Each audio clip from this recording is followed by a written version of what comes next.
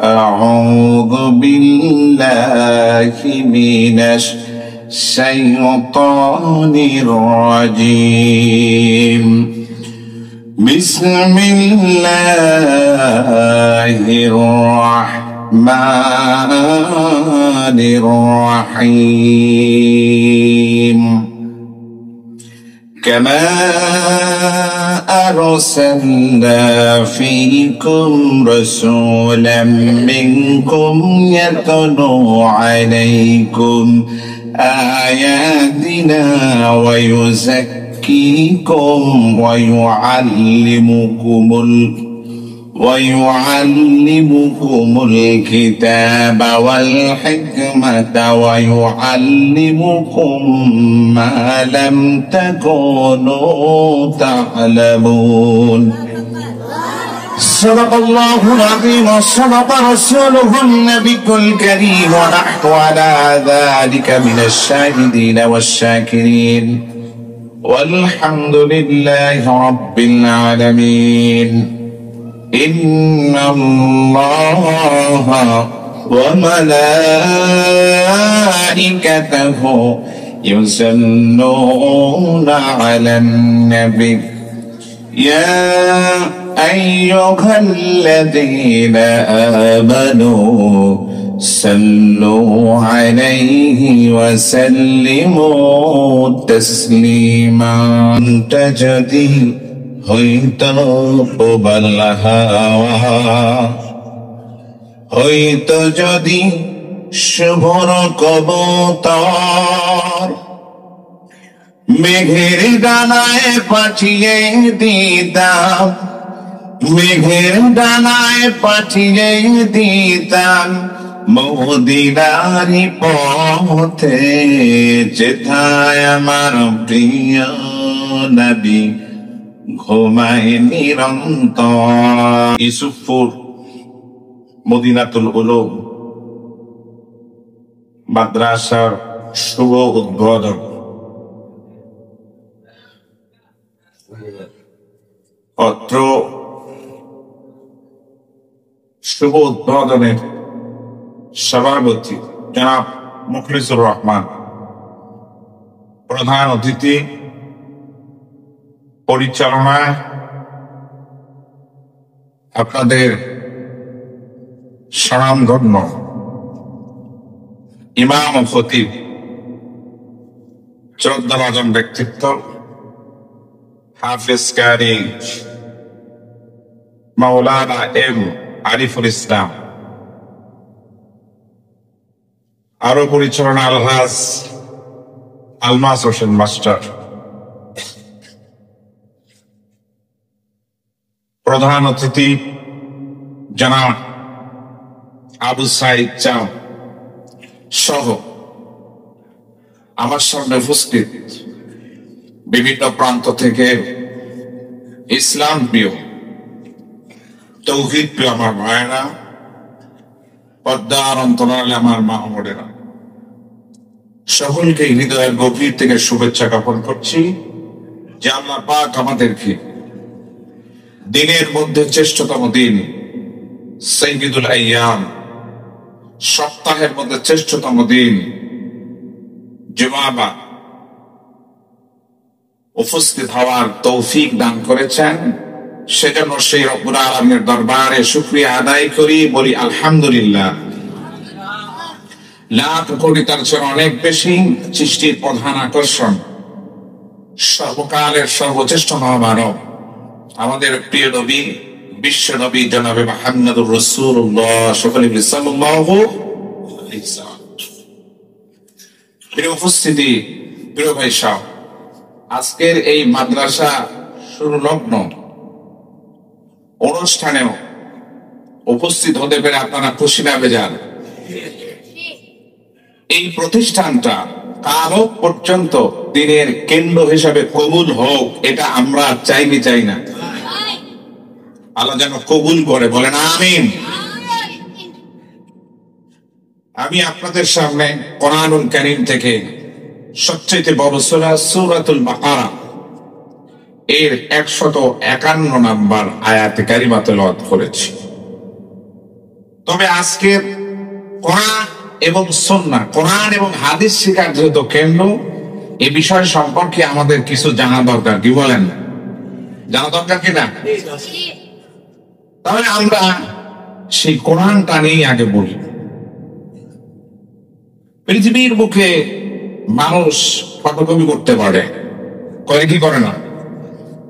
কবি থেকে কবি তৈরি হয়, বই থেকে অনুলিপি তৈরি হয়, কিন্তু কোরআন থেকে আজ পর্যন্ত কোন অনুলিপি তৈরি হয়েছে? হবে কি কিয়ামতের আগ পর্যন্ত? হবে। আল্লাহ রাব্বুল আলামিন এই জন্য কোরআনুল কারীম তিনি শুরুই করেছেন প্রশংসা দিয়ে, আলহামদুলিল্লাহি রাব্বিল আলামিন। আল্লাহ পাক প্রশংসা দিয়ে কোরআনুল কারীম শুরু করেছেন। আর আল্লাহ পাক বলেছেন পৃথিবীর প্রথম যে ওহী নাযিল হলো সেইখানে আল্লাহ পাক বান্দাদেরকে শিক্ষা দিয়েছেন। সব জায়গায় রবের শিক্ষা লাগবে, রবের শিক্ষা ছাড়া কখনো সফলতা পাওয়া যায় না। আপনার সেই রবের শিক্ষাই যাতে সমাজে প্রতিষ্ঠিত হয়, সন্তানগুলা ভালো হয়, মানুষগুলা যাতে ভালো হয়, সেজন্যই তো আজকের এই উদ্যোগ নিয়েছেন। কি বলেন? আল্লাহ রাব্বুল আলামিন এই জন্য বলেছেন, ইকরা বিসমি রাব্বিকাল্লাযী খালাক। তোমার রবের নামে। আল্লাহ রাব্বুল আলামিনের কাছে রব এমন একটা দিয়া ওহীর প্রথম শব্দ আল্লাহ পাক রব দিয়া শুরু করেছেন। কোরআন কারীম আবার শেষ করেছেন রব দ্বারা। বলেন সুবহানাল্লাহ। আল্লাহ রাব্বুল আলামিন বলেন, কুল আউযু বিরাব্বিন নাস। আল্লাহ শুরু করলেন রব দিয়া, শেষ করলেন রব দিয়া, ওহীর প্রথম শুরু করলেন রব দিয়া। বলেন সুবহানাল্লাহ। এই রবের শিক্ষা যদি আমাদের মাঝে যদি বাস্তবায়িত হয়ে যায়, ছোটরা বড়দের কাছ থেকে স্নেহ পাবে,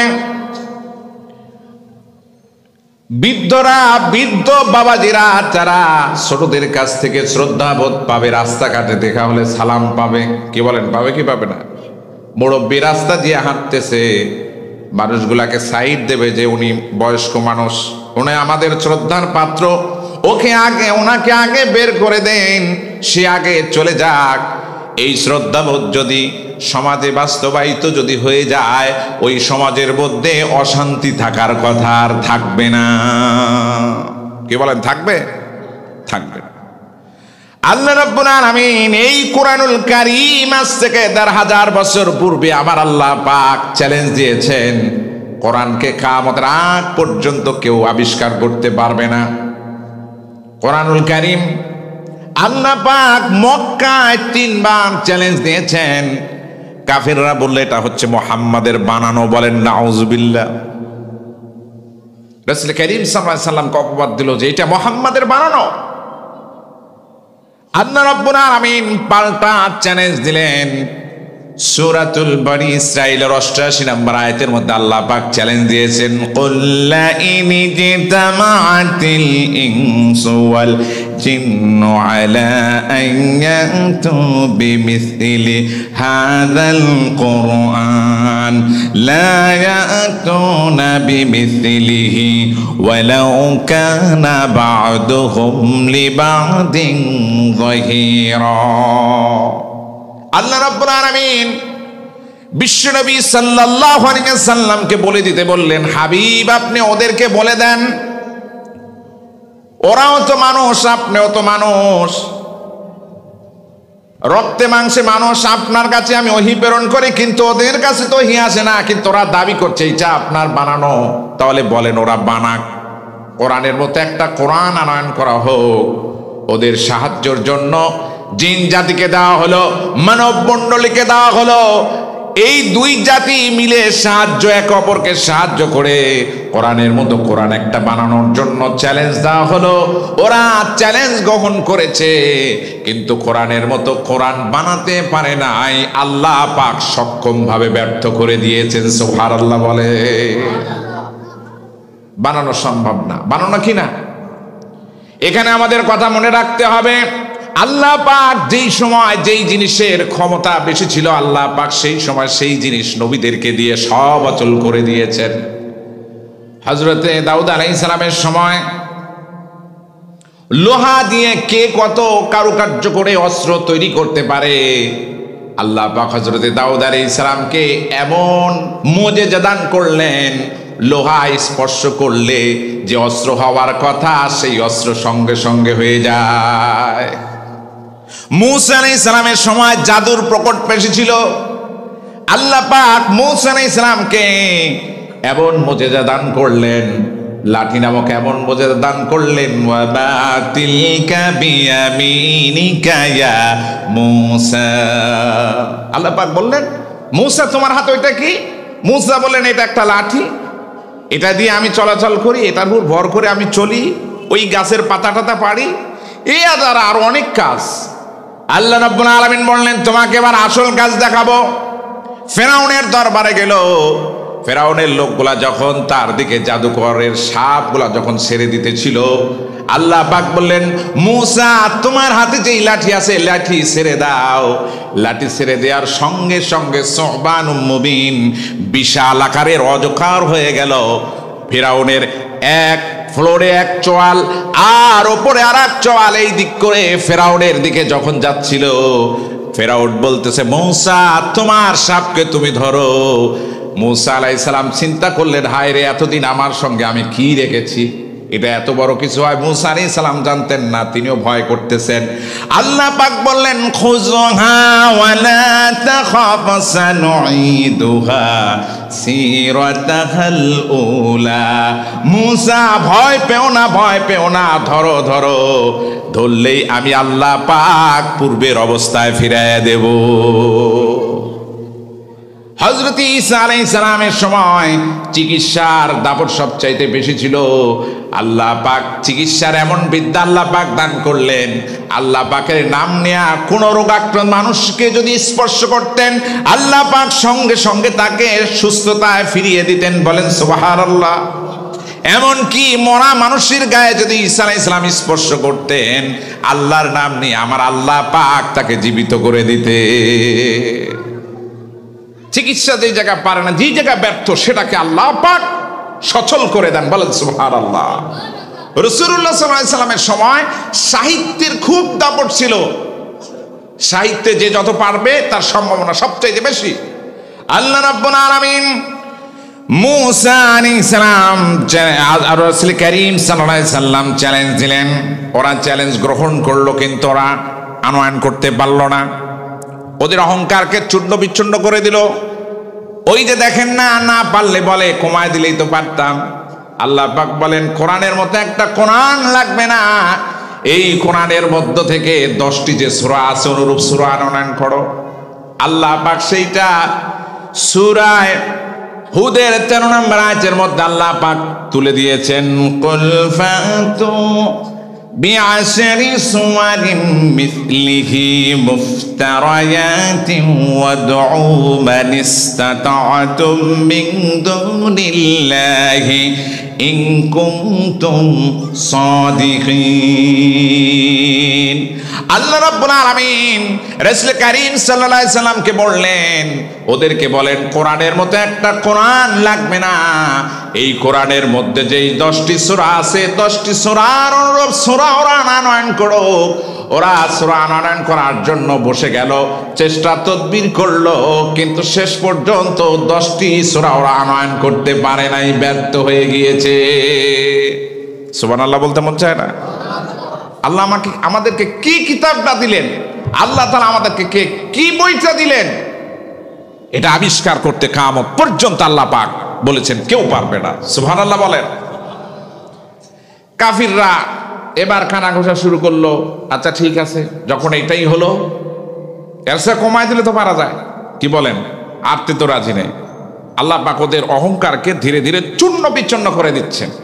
আল্লাহ রাব্বুল আলামিন সর্বশেষ চ্যালেঞ্জ দিলেন সূরা বাকারার 23 নম্বর আয়াতের মধ্যে আল্লাহ পাক বলছেন, ওয়া ইন কুনতুম ফি রাইবিম মিম্মা নাযালনা আলা আবদিনা ফাআতু বিসূরাতিন মিন মিসলিহি ওয়াদউ শুহাদাআকুম মিন দুনিল্লাহি ইন কুনতুম সাদিকিন। আল্লাহ রাব্বুল আলামিন বললেন, হাবিব আপনি কাফিরদেরকে বলে দেন, সর্বশেষ কোরআনুল কারীমের চ্যালেঞ্জ, কাফিরদেরকে বলে দেন সূরা বাকারার মতো সূরা লাগবে না, আল ইমরানের মতো লাগবে না, সূরা নিসার মতো লাগবে না, সূরা মাইদার মতো লাগবে না। কোরআনুল কারীমের হিফজুল কোরআনুল কারীমের মাত্র এক লাইনের সূরা, সূরা কাউসারের মতো একটা সূরা ওরা আনয়ন করুক। ওদের এইটা ঝুলায় দেওয়া হলো, ওরা চেষ্টা তদবির করলো, চেষ্টা তদবির করে ওরা আনয়ন করতে পারলো না। সবাই বলল জবাব তো একটা দিতে হয়, জবাব কিভাবে দেই? কাবা ঘরের গিলাফের মধ্যে লিখে দিল, লাইসা হাযা মিন কালামিল বাশার, এটা কোনো মানুষের তৈরি হতে পারে না, এটা হচ্ছে আসমান জমিনের রব তার কর্তৃক নাজিলকৃত। সুবহানাল্লাহ বলতে মন চায় না? কোরআন কিয়ামতের আগ পর্যন্ত তার সেই শান, তার সেই মান, তার সেই মর্যাদা নিয়ে অবশিষ্ট আছে না নাই? আজকে সবকিছু আবিষ্কার হচ্ছে, কিন্তু কোরআনের মতো একটা কোরআন কেউ আবিষ্কার করতে পারে নাই, কিয়ামতের আগ পর্যন্ত কেউ পারবে না। বলেন সুবহানাল্লাহ। সম্মানিত হাজিরিন, মাদ্রাসা كما أرسلنا فيكم رسولا منكم يتلو عليكم آياتنا ويزكيكم ويعلمهم الكتاب والحكمة ويعلمكم ما لم تكونوا تعلمون। আল্লাহ রাব্বুল আলামিন বলেন, যেমনি ভাবে তোমরা এই জিনিসটি থেকে সাফল্য লাভের সৌভাগ্য অর্জন করেছো, আমি তোমাদের মধ্য থেকেই একজন রসুলকে প্রেরণ করব, যেই রসুল তোমাদেরকে আয়াতিনা আয়াত পড়ে শোনাবে। আর যারাই আয়াত পড়বে, যারাই বাস্তব জীবন আমল করবে, আমার আল্লাহ পাক বলেন তাদের চরিত্রকে আমি পুত পবিত্র করে দেব, পুত পবিত্র করে দেব। সম্মানিত হাজিরিন, আমাদের চরিত্র পুত পবিত্র হওয়া দরকার, আছে না নাই? পুত পবিত্র আমাদের চরিত্রকে আল্লাহ তাআলা করে দেবেন। মারা যাওয়ার পর আমাদের কবরে কিছু যাক, এটা আমরা চাই কি চাই না? কি বলেন, চাই কি চাই না? হযরত ওমর রাদিয়াল্লাহু তাআলা আনহু তিনি কবরের পাশ দিয়ে যাচ্ছিলেন, সালাম দিলেন। কবর থেকে কবরবাসীদেরকে লক্ষ্য করে তিনি জিজ্ঞাসা করলেন, কবরবাসীরা তোমরা কেমন আছো? তোমাদের সঙ্গে কি আচরণ করা হচ্ছে?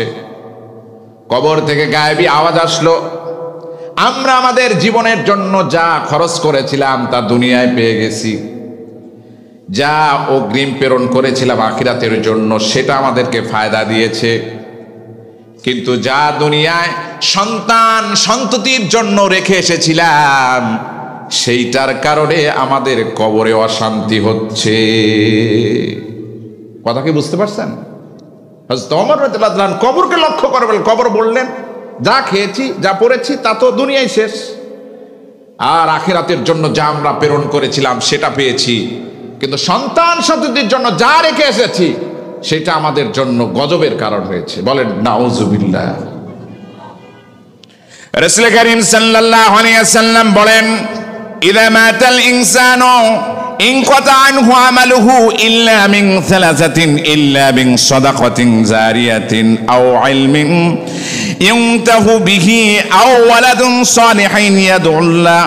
রাসূলুল্লাহ সাল্লাল্লাহু আলাইহি ওয়াসাল্লাম বলেন, মানুষ যখন মারা যায়, মানুষ মারা যাওয়ার পর আমার আল্লাহ রাব্বুল আলামিন তিনটা আমল তার জন্য জারি রেখে দেয়। সুবহানাল্লাহ বলেন, বলেন কয়টা আমল? আল্লাহ রাব্বুল আলামিন তিনটা আমল তিনি জারি করে রেখে দেন। আল্লাহ পাক 3টা আমল জারি করে রেখে দেন। 1 নম্বরে হচ্ছে আল্লাহর রাস্তার জন্য যা সদকা করে যাবেন। আজকে এই মদিনাতুল উলুম মাদ্রাসায় কল্যাণের জন্য, মাদ্রাসা প্রতিষ্ঠার জন্য যা কিছু করে গেলেন, আপনার জন্য সদকা হিসাবে আমার আল্লাহ পাক কবুল করে নিয়েছে। 2 নম্বর হচ্ছে উপকারী এলেম। উপকারী এলেম, যেই জ্ঞান আপনি চর্চা করে গেলেন, ওই জ্ঞানের মাধ্যমে অন্যান্য মানুষরা যখন উপকার লাভ করলো, আল্লাহ রাব্বুল আলামিন ওই উপকারের লাভ একটা অংশ আমার আপনার আমুলনামায় কবরে আল্লাহ পাক পৌঁছায় দেবে। 3 নম্বর হচ্ছে ওয়ালাদুন সালেহুন, নেক সন্তান। নেক সন্তান যখন আমার জন্য, আপনার জন্য কবরের পাশে গিয়ে যখন দাঁড়ায়া যখন দোয়া করবে, আমার আল্লাহ রাব্বুল আলামিন ওই সন্তানের দোয়াকে কবুল করে নেবে।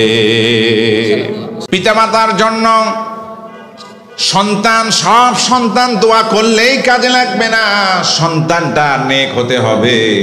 সন্তান যদি নেক না হয়, পিতামাতার জন্য যদি দোয়া করে, ওই সন্তানের দোয়া আল্লাহ পাক কবুল করবে না। এই জন্য 3টা আমল, একটা হচ্ছে সদকা জারিয়া, 2 নম্বর হচ্ছে উপকারী এলেম, 3 নম্বর হচ্ছে নেক সন্তান। আর মনে রাখবেন, এই 3টাই অর্জনের জায়গা হচ্ছে আজকে মদিনাতুল উলুম এই মাদ্রাসা। 3টায় সমন্বিত এটা অর্জিত হয়ে যাবে। কোরআনের সাথে সম্পর্ক রাখলে সম্মান বাড়ে না কমে? কথা বলেন, সম্মান বাড়ে না কমে? রাসূলুল্লাহ সাল্লাল্লাহু আলাইহি ওয়াসাল্লাম বলেন, ইন্নাল্লাহা ইয়ারফাউ বিহাদাল কিতাব আকওয়ামা ওয়া ইয়াদউ বিহি আখারিন। রাসূলুল্লাহ সাল্লাল্লাহু আলাইহি ওয়াসাল্লাম বলেন, নিশ্চয়ই যারা কোরআনুল কারীমের সঙ্গে যাদের সম্পর্ক থাকবে, আমার আল্লাহ রাব্বুল আলামিন তাদের মর্যাদাকে বাড়ায়া দেবেন, বৃদ্ধি করে দিবেন। বলেন সুবহানাল্লাহ। কোরআনের সঙ্গে সম্পর্ক রাখলেই আল্লাহ পাক সম্মান বাড়ায় দেবেন।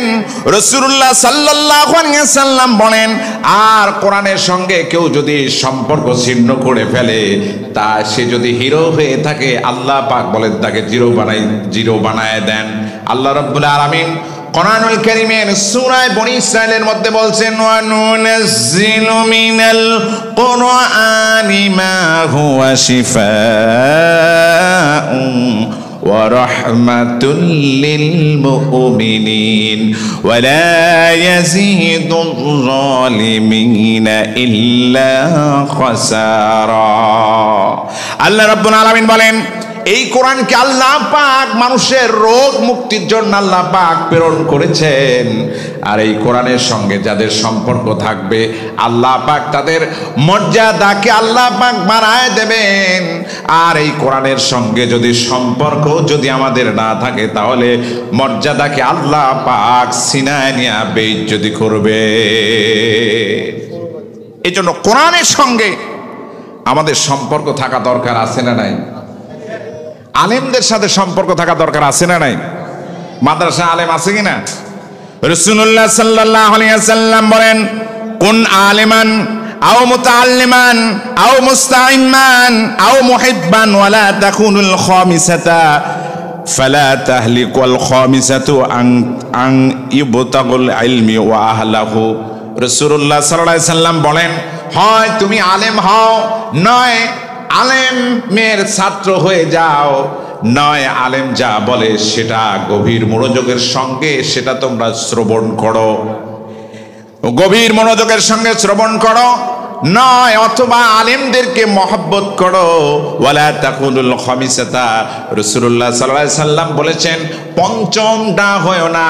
পঞ্চমটা যদি হয়ে যায়, আলেমদের সাথে যদি সম্পর্ক না থাকে, মাদ্রাসার তলবে আলেমদের সঙ্গে যদি সম্পর্ক না থাকে, তাহলে দুনিয়াও শেষ, আখিরাতও শেষ হয়ে যাবে। বলেন নাউযুবিল্লাহ। সম্মানিত হাজিরিন, এই মাদ্রাসায় করেছেন আপনারা, এই সবগুলোর সঙ্গে মাদ্রাসার সাথে থাকলে সম্পর্ক থাকবে কি থাকবে না? কি বলেন, থাকবে কি থাকবে না? আল্লাহ যেন আমাদের বোঝার তৌফিক দান করে, বলেন আমিন। রাসূলুল্লাহ সাল্লাল্লাহু আলাইহি সাল্লাম বলেন, মান ক্বরাআল কুরআনা ওয়াস্তাযহারাহু ফাহাল্লা হালালাহু ফাহাল্লা হালালাহু ওয়া হাররামা হারামাহু। রাসূলুল্লাহ সাল্লাল্লাহু আলাইহি সাল্লাম বলেন, যেই ব্যক্তি কোরআনুল কারীম পড়লো, কোরআনুল কারীম পড়ে হালালকে হালাল মনে করে চললো, হারামকে হারাম হিসাবে চললো, আল্লাহ রাব্বুল আলামিন তাকে কিয়ামতের ময়দানে 10 জন তার পরিবারের মধ্য থেকে যাদের প্রতি জাহান্নাম ওয়াজিব হয়ে গেছে, আমার আল্লাহ রাব্বুল আলামিন তাদেরকে 10 জন শাফাত করে জান্নাতে প্রবেশ করার ক্ষমতা আল্লাহ দান করবে। কয়জন? জোরে বলেন কয়জন? কিন্তু এই 10 জনের শর্ত আছে। আল্লাহ রাব্বুল আলামিন বলে, ইন্নাহু মান ইউশরিক বিল্লাহি ফাকাদ হারামাল্লাহু আলাইহিল জান্নাহ। কিন্তু আল্লাহ রাব্বুল আলামিন সূরা মাইদার 72 নম্বর আয়াতের মধ্যে আল্লাহ পাক বলে দিয়েছেন, কিন্তু যারা এই বংশের মধ্যে শিরিক করবে, শিরিক করলে আমার আল্লাহ রাব্বুল আলামিন তাদেরকে জান্নাতে প্রবেশ করাবেন না। শিরিক করা যাবে না। কি করা যাবে না? শিরিক করা যাবে না। বংশের মধ্যে জন্ম নিলেই জান্নাতে যাওয়া যাবে না।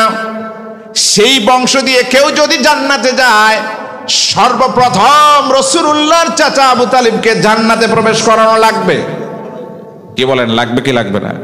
হ্যাঁ, রাসূলুল্লাহ সাল্লাল্লাহু আলাইহি সাল্লামকে সবচাইতে বেশি যিনি কাফির মুশরিকদের থেকে বেশি সাপোর্ট দিয়েছেন, বেশি সাহায্য সহযোগিতা যিনি করেছেন, তিনি হচ্ছেন চাচা আবু তালেব।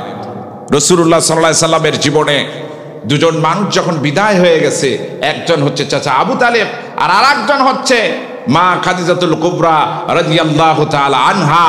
এই 2 জন মানুষ যখন বিদায় হয়ে গেছে, রাসূলুল্লাহ ঘোষণা করে দিয়েছেন, এটা আমার জন্য শোকের বছর। কিসের বছর? এটা আমার জন্য শোকের বছর, রাসূলুল্লাহ ঘোষণা দিয়েছেন। এই জন্য বংশ দিয়ে জান্নাতে যাওয়া যায় না। বংশ দিয়ে জান্নাতে যাওয়া যায় না। বন্ধুত্ব থাকলেই জান্নাতে যাওয়া যাবে না। ঈমান লাগবে। ঈমান ছাড়া কখনো জান্নাতে যাওয়া যাবে না। রাসূলুল্লাহ সাল্লাল্লাহু আলাইহি সাল্লাম বলেন, এই মাদ্রাসায় এসে যারা কোরআনুল কারীম পড়বে, মান ক্বারাআল কুরআনা ওয়া তাআল্লামাহু ওয়া আমিলা বিহি উলবিসা ইয়াউমাল কিয়ামাতি তাজা। রাসূলুল্লাহ সাল্লাল্লাহু আলাইহি সাল্লাম বলেন, যেই ব্যক্তি কোরআনুল কারীম পড়লো, তদ অনুযায়ী আমল করলো, আমার আল্লাহ রাব্বুল আলামিন কিয়ামতের ময়দানে তাকে নূরের টুপি আল্লাহ পাক পরায়া দেবে। এই হাদিসের মধ্যে আসছে, উলবিসা, তার পিতামাতাকে এমন জাঁকজমকপূর্ণ পোশাক পরিয়ে দেওয়া হবে, এই পৃথিবী বিক্রি করলেও সেই পোশাকের দাম হবে না। আর একটা এতে আসছে, রাসূলুল্লাহ সাল্লাল্লাহু আলাইহি সাল্লাম বলেন, যে ব্যক্তি কোরআনুল কারীম পড়লো, কোরআন অনুযায়ী নিজের জীবনকে গঠন করলো, আমার আল্লাহ রাব্বুল আলামিন তার পিতা মাতার মাথায় নূরের টুপি পরায়া দেবে। আসতে বলেন সুবহানাল্লাহ। তাহলে যাদের সন্তান নেই, এখন আপনারা কি করবেন? ওই যে একটু আগে বললাম, হয় আলেম হন, নয় তালবে ইলম হন, না আলেমরা যা বলে শ্রবণ করেন। এখন আপনার বংশ থেকে যদি আপনি বাঁচতে চান, 10 জনের মধ্যে যদি আপনি যদি পড়তে চান, তাহলে আপনার নাতি আছে না? কথা কয় না, বুঝতেছেন কিনা? নাতি আছে কিনা? নাতি যদি না থাকে, নাতির ঘরে নাতি আছে কিনা? তাদেরকে মাদ্রাসায় ভর্তি করে দেওয়া দরকার আছে না নাই? তাহলে সেই 10 জনের মধ্যে আপনার অন্তর্ভুক্ত হবেন কি হবেন না? আল্লাহ যেন আমাদের সেই অন্তর্ভুক্ত হওয়ার যেন আল্লাহ পাক আমাদের তৌফিক দান করে, বলেন আমিন। রাসূলুল্লাহ সাল্লাল্লাহু আলাইহি ওয়াসাল্লাম বলেন, খায়রুকুম মান তাআল্লামাল কুরআনা ওয়া আল্লামা। পৃথিবীর বুকে তারাই হচ্ছে শ্রেষ্ঠ যারা কোরআনুল কারীম শিখে আর শেখায়। অর্থাৎ কোরআনুল কারীমের উস্তাদ আর কোরআনুল কারীমের ছাত্র যারা, আল্লাহ রাব্বুল আলামিনের রাসূল বলেছেন তারা হচ্ছে পৃথিবীর মধ্যে শ্রেষ্ঠ। কিয়ামতের ময়দানে কোরআন মানুষের বিরুদ্ধে মামলা দায়ের করবে। 3 শ্রেণীর বিরুদ্ধে আল্লাহ পাক বলছেন মামলা দায়ের করবে। তার 1 নাম্বার হচ্ছে যারা কোরআন পড়তে পারে না, কোরআন তাদের বিরুদ্ধে মামলা দায়ের করবে। 2 নাম্বার, কোরআন পড়তে পারে কিন্তু কোরআন বুঝলো না, কোরআন তাদের বিরুদ্ধে মামলা দায়ের করবে। 3 নাম্বার, কোরআনুল কারীম পড়ে বুঝেও বাস্তব জীবনে আমল করে না, কোরআন কিয়ামতের ময়দানে তাদের বিরুদ্ধে মামলা দায়ের করবে। কোরআন যদি আমাদের বিরুদ্ধে মামলা দায়ের করে, আমাদের পার হওয়ার কোনো রাস্তা থাকবে? কি বলেন, রাস্তা থাকবে? আমাদের কিন্তু পার হওয়ার কোনো রাস্তা থাকবে না। এই জন্য কোরআন যে মামলা দায়ের করবে, তার মধ্যে থেকে মনে হয় আলেমরা বাদ গেছে। কি বলেন, বাদ গেছে? তার মানে এখন আমার অনেক মুরব্বী বাবাজিরা বলে, মাদ্রাসা কর্তৃপক্ষকে বলবো যে আপনারা আমার মুরব্বী বাবাজিদের জন্য শিক্ষার ব্যবস্থা রাখবেন। জি,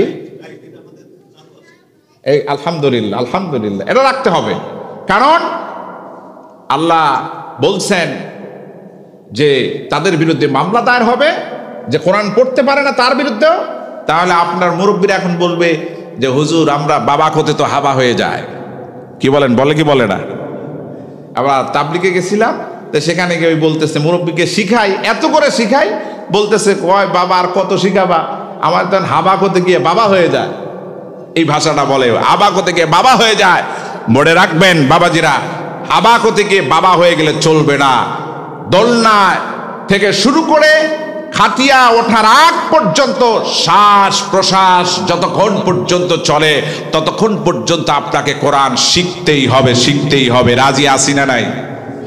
রাসূলুল্লাহ সাল্লাল্লাহু আলাইহি সাল্লাম বলেন, যারা সুন্দর করে কোরআনুল কারীম পড়ে কিন্তু কেউ সুন্দর করে কোরআন পড়তে পারে না, আলহামদু বলতে গিয়া 10 বার 15 বার চেষ্টা করে, কিন্তু চেষ্টা করার পর শেষের বার বলে আলহামদুলিল্লাহ। এইভাবে যেই লোকটি পড়লো আর যে বাদলো না, শুধু গড়গড় করে সুন্দর করে শুধু পড়েই গেল, রাসূলুল্লাহ সাল্লাল্লাহু আলাইহি সাল্লাম বলেন তার আমলনামায় একটা নেকি দেওয়া হবে। কিন্তু যেই লোকটি বাদলো, বাদার পর 10-15 বার বাদার পর লোকটি শেষে একবার রিডিং পড়লো, আমার আল্লাহ পাক ওই কষ্ট করার জন্য তাকে দ্বিগুণ সওয়াব দান করবে। আল্লাহ যেন আমাদের বোঝার তৌফিক দান করে, বলে না আমিন। এই জন্য এই প্রতিষ্ঠান একার কোনো ব্যক্তিকানায় চলে না, চললেও মানুষের সাহায্য সহযোগিতা লাগে কি লাগে না? কি বলেন, লাগে কি লাগে না? যাদের টাকা নাই তাদের মনে সাহায্য লাগবে না? শ্রম লাগবে কিনা? প্রতিষ্ঠানে শ্রম লাগবে কিনা? ছাত্র লাগবে কিনা? সব কিছুই লাগবে। আল্লাহ তাআলা এই প্রতিষ্ঠান প্রতিষ্ঠা করার জন্য, এই প্রতিষ্ঠান প্রতিষ্ঠা করার জন্য ছাত্রের দরকার, অর্থের দরকার, শ্রমের দরকার। এইটা দেওয়ার জন্য ইউসুফপুরবাসী আপনারা রাজি আছেন না নাই? কারা কারা রাজি আছেন দুহাত তুলে দেখান। লিল্লাহে তাকবীর, লিল্লাহে তাকবীর। হাত নামান। আল্লাহ কবুল করুক ইউসুফপুর মদিনাতুল উলুম মাদ্রাসাকে। এ বলে আমি আমার আলোচনা এখানে শেষ করছি। ওয়া আখির দাওয়ানা আলহামদুলিল্লাহি রাব্বিল আলামিন। আসসালামু আলাইকুম।